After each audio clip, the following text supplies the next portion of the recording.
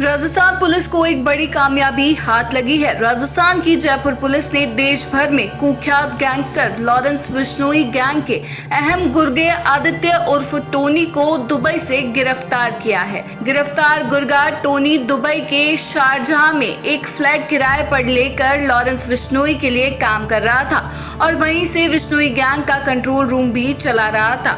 इसकी जानकारी राजस्थान पुलिस के एडीजी क्राइम दिनेश एमएन ने प्रेस वार्ता के द्वारा दी। एडीजी क्राइम दिनेश एमएन ने बताया कि राजस्थान के एंटी गैंगस्टर टास्क फोर्स ने लॉरेंस बिश्नोई गैंग के गैंगस्टर आदित्य जैन उर्फ टोनी को पकड़ा है। इससे राजस्थान पुलिस की एक बड़ी सफलता मानी जा रही है, क्योंकि टोनी देश से भाग चुका था और संयुक्त अरब अमीरात यानी यूएई में छुपा हुआ था। वो वहीं से गैंगस्टर लॉरेंस बिश्नोई और उसके सहयोगी रोहित गोदारा के लिए काम कर रहा था। एजीटीएफ को उसकी लंबे समय से तलाश थी। आखिरकार इंटरपोल की मदद से उसे घेरा गया। दुबई पुलिस ने उसे फरवरी में गिरफ्तार कर लिया था। राजस्थान पुलिस की एजीटीएफ की एक टीम उसे शुक्रवार 4 अप्रैल की सुबह दुबई से जयपुर लेकर आई। आपको बता दें कि आदित्य जैन उर्फ टोनी राजस्थान में नागौर जिले के कुचामन सिटी का रहने वाला है। दिनेश एमएन ने बताया कि टोनी पिछले साल अप्रैल से बिश्नोई गैंग से जुड़ा हुआ है। उसके ऊपर कारोबारियों को धमकी भरे कॉल कर उनसे वसूली करने का आरोप है। राजस्थान पुलिस कुचामन में फिरौती के एक मामले में उसे तलाश कर रही थी, लेकिन उसका सुराग नहीं मिल रहा था। लगभग 1.5 महीने पहले फरवरी में राजस्थान पुलिस को टोनी के यूएई में छिपे होने की खबर मिली। रोहित गोदारा गैंग विदेशों से कॉल कर व्यवसायियों और दूसरे लोगों से फिरौती और वसूली करता रहा है।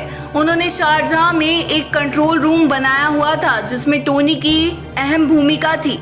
वहां से गैंग डब्बा कॉल करता था। इसमें अपराधी 2 मोबाइल फोन का इस्तेमाल करते हैं। वो एक मोबाइल फोन के स्पीकर को ऑन रखकर उसकी आवाज दूसरे मोबाइल फोन से उसे सुनाते हैं, जिसे धमकी दी जाती है। इससे उस कॉल को ट्रेस कर पाना मुश्किल हो जाता है। राजस्थान पुलिस के एडीजी क्राइम दिनेश एमएन ने बताया कि इस साल फरवरी में राजस्थान पुलिस को सूचना मिली कि टोनी दुबई में छुपा है।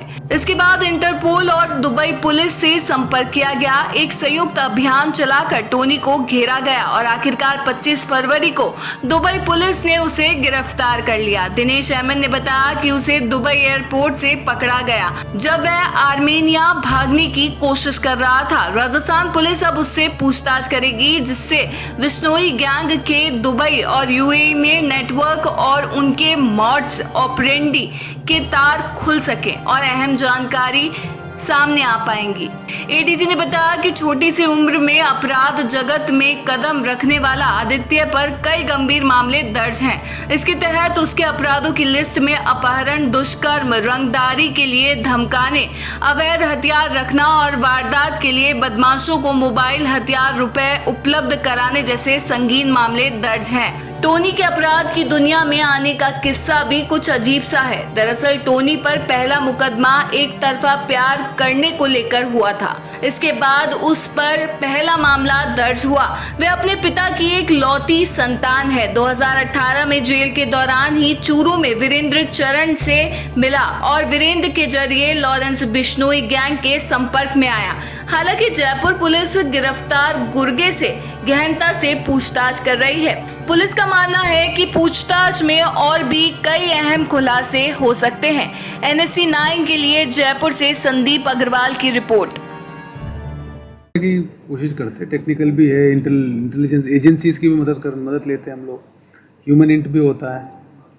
ये कितने समय से फरार है? कोई इनाम नहीं है सर, इस पर इनामी बदमाश थोड़ी दस नहीं, इनाम नहीं किया हमने। वो तो हमारे ऊपर है, चाहे तो कर सकते चाहे तो नहीं कर सकते। बहुत बार हम इसलिए नहीं करते ताकि अलर्ट नहीं करें उनको। इनाम होते बहुत बार जगह छोड़ देते हैं लोग। तो दूसरे स्टेट की पुलिस भी ढूंढ रही थी सर। ये पंजाब में एक केस में वांटेड है, पंजाब के एक केस में वांटेड है, और अब हरियाणा और दिल्ली में भी कुछ वारदातें हुई है, उसमें भी सस्पेक्ट है। अब वो पूछताछ करेंगे, वो उसके बाद उनकी टीम भी आएगी। बीकानेर में एक सरकार था, राहुल सरकार था, उसको अरेस्ट किया हमने, केस भी बनाया। जो फर्जी पासपोर्ट बना रहे हैं उनको दिल्ली पुलिस ने भी कुछ केसेस किया, हमने भी उस केस में उसको अरेस्ट किया। सर ये डब्बा कॉल का थोड़ा सा एक्सप्लेन कर देंगे, होता क्या चीज़ है अरे सबको पता चल जाएगा, सारे करने लग जाएंगे। सर उनको ये पता चल जाएगा, अपने को पता है। नहीं, अभी क्या है कि जो डब्बा कॉलिंग देता है ना, वो सबसे ज़्यादा वल्नरेबल पोजीशन में है, क्योंकि वो बिना बात किए भी हर जो वारदात हो रही है उसमें पार्ट बन जाता है और वो इजीली पकड़ा जाता है। तो जो भी डब्बा कॉलिंग करने के लिए जो सोच रहे होंगे, क्योंकि बहुत इजीली पकड़ा जाता है। अभी हमारे केस में देखिए, ये पहले डब्बा कॉल अमरजीत विश्नोई देता था, वो पकड़ा गया, और ये दे रहा था, ये पकड़ा गया। तो और सारे केस लग जाएंगे इनके ऊपर।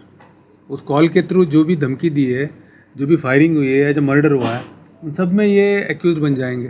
तो पूरा पूछताछ में अभी तो कल रात को लाए हैं, अभी इसके केस में पीसी लेंगे, उसके बाद में डिटेल कुछ तो हमारे ऑलरेडी जानकारी में है और कुछ जानकारी में नहीं है, वो हम जानकारी निकालेंगे। राजू ठेठ और ये जी के फायरिंग में भी इसका ही नहीं, उस टाइम तक का भी वो पूछना पड़ेगा, क्योंकि ये गया ही जनवरी में गया है, जनवरी 2024 को गया है। ये यहाँ से मतलब दुबई 24 में गया है, और अभी तक प्रारंभिक पूछताछ में आया कि ये अप्रैल से चालू किया है इसने डब्बा देना, 2024 अप्रैल से। अमरजीत के इसके काम में क्या फर्क है? वो भी तो डब्बा कॉलिंग करवाते हैं। हाँ, वो डब्बा कॉलिंग करवाता था, और अमरजीत का क्या, वो और ज़्यादा डीपर कनेक्शन से गैंग के साथ। और इसका भी अब पूछताछ में पता चलेगा कितना, मतलब सिर्फ कॉल करने तक ही था, इसमें कितना पैसा इसको पहुंचता था, वो सब हम डिटेल में पूछताछ करेंगे तब पता चलेगा। अमरजीत की एक्स्ट्रेडिशन का भी प्रोसेस चल रहा है, वो इटली में है। अलग अलग कंट्री का अलग अलग सिस्टम होता है, और जैसे दुबई में तो जल्दी दे दिया, और वहाँ अभी हमारा एक्स्ट्रेडिशन चल रहा है, हमारा लगातार पत्राचार चल रहा है, हमें उम्मीद है उसको भी जल्दी लेके आएंगे। एक ये कुचामन सिटी का है, एक जब ये 17-18 साल का था, किसी लड़की के साथ प्यार हो गया, उसके बाद उसके चक्कर में इसके खिलाफ एक केस दर्ज हो गया, उसमें अरेस्ट भी हुआ था। इसके अलावा 2018 में ये चूरू जेल में जब बंद था, तब वीरेंद्र चारण के संपर्क में आया था। उसके बाद ये कई कुछ छोटे मोटे काम करता था, और दुबई में ये कहता है अभी कि इसके डब्बा देने के अलावा कुछ टूर्स एंड ट्रैवल्स का भी काम इसने चालू किया है।